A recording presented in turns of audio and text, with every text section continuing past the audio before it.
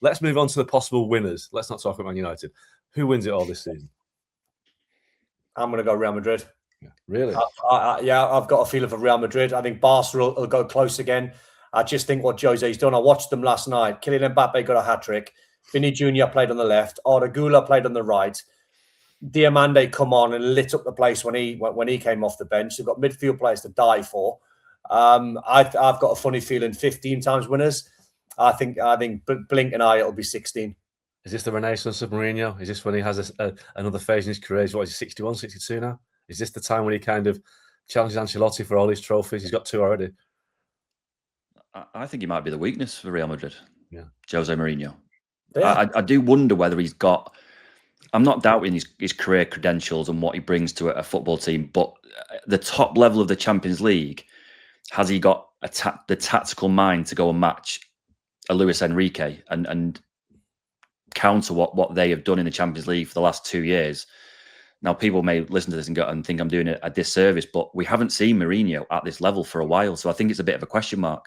There's obvious talent in the squad, and they've got the players to do it, but I think the question mark is over Jose Mourinho. In terms of winners, I just can't look past PSG. I think the only reason to doubt PSG is because teams don't tend to win 3 on the bounce. Obviously, Real Madrid have done it, but teams don't tend to do it. And a lot will depend on whether that team has still got the hunger and the drive and the desire to do it again.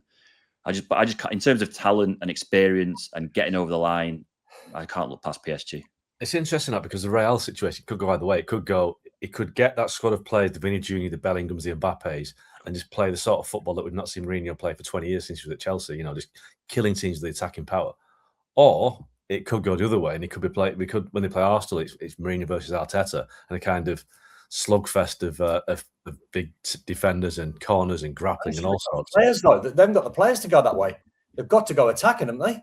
Well, Rudiger's still there. Bellingham and Vinny and Kylian and Arda Güler. Yeah, but at the back they've got people like Rudiger who can wrestle people around. But I know what you're saying. I think if Mourinho goes and reverts to that, then he's probably not going to succeed. But if he just says, "Look, guys, you've got fantastic ability going forward. Let's do it that way." But I am with Rob. I do love Mourinho, and I'd love to see him come back and win a Champions League. But I think the game has moved on. If there's a clash between him and Enrique, you'd think PSG are the favourites. But I think PSG are the favourites, but very, very, very marginally ahead of Bayern Munich. I think Bayern could easily win this. They were very unlucky last season. What was the mad semi last year? Was that Real Madrid Bayern? The mad semi-final. It was Bayern PSG. Yeah, it was Bayern PSG. But I was in the Allianz for the second game. I think PSG scored really early.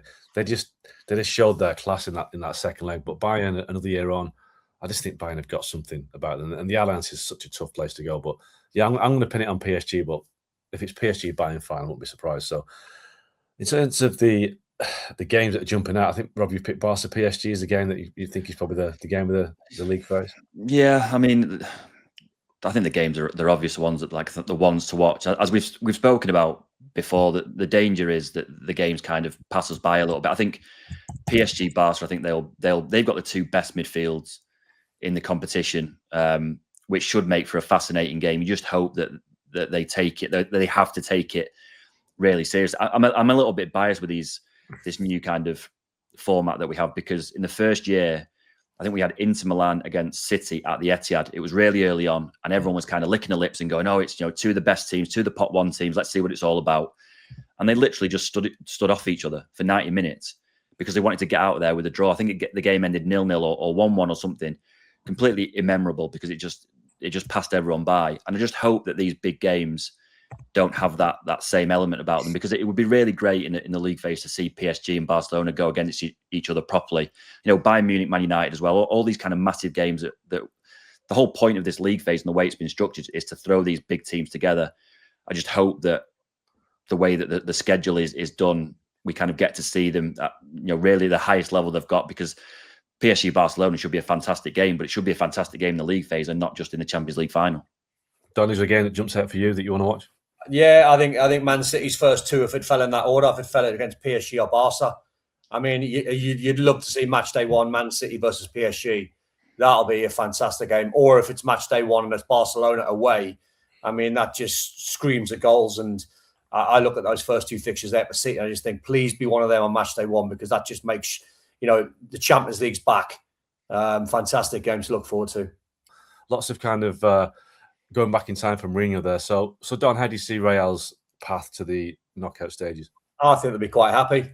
I think it's great. It's a great story for Jose, playing against Inter, playing against his former side Roma, away from home in the Olympico. So I think, yeah, depending on what the order is, because that's not confirmed, obviously, what order they're going to play the games in. But I think when you look towards the bottom, I think you'd fancy Real Madrid against AAK, Lask, Shakhtar, Leipzig. But the top four will be a good test.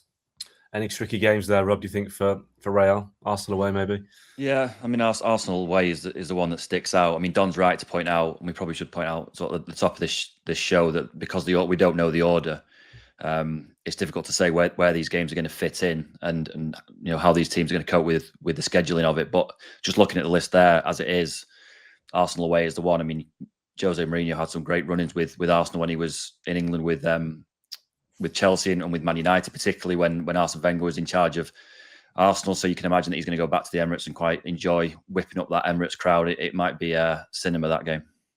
Just to your point there about the schedule of games, it is worth noting to anyone that's trying to book flights, etc., that UEFA have said that they'll have the fixtures and the dates by Saturday morning at the latest. So nothing's going to happen tonight, everybody. So Barcelona, we know that Barcelona, Spanish champions, it's been quite a while since Barcelona won the Champions League, 2015, when they won under Luis Enrique.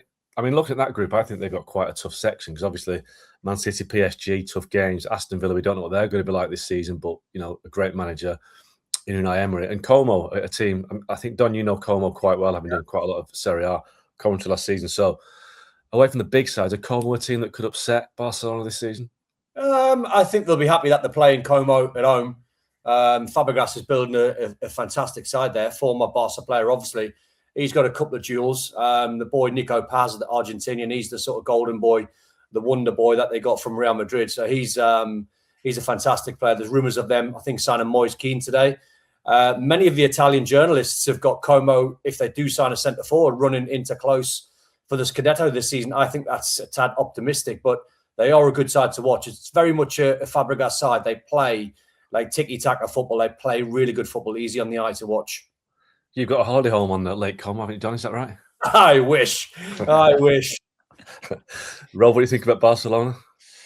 Yeah, I mean, it's that PSG game really that stands out. I mean, it's obviously far too early to start picking out potential winners, but you would imagine that Barcelona and PSG will be there or thereabouts as two of the favourites. I mean, to me, those two teams have got the best two midfields in the world. Barcelona, having signed Rodri, can rival the midfield that has helped PSG to win the last two Champions League. So that, again, it depends on where that game falls in the schedule. You would hope that it falls at a point where both sides are taking it really seriously and it's a really competitive game, because it could be a preview to what we might see in the semi-final or the final. I guess the danger is that if it comes really, really early, both teams may just try and get out of there with a draw. Again, if it comes really late in the league phase, both teams may be kind of sure of where they're going to finish. So you would like to think that it's going to fall in a place in the schedule where we're going to see two really competitive teams give it a proper go, and it might be a preview for the Champions League final.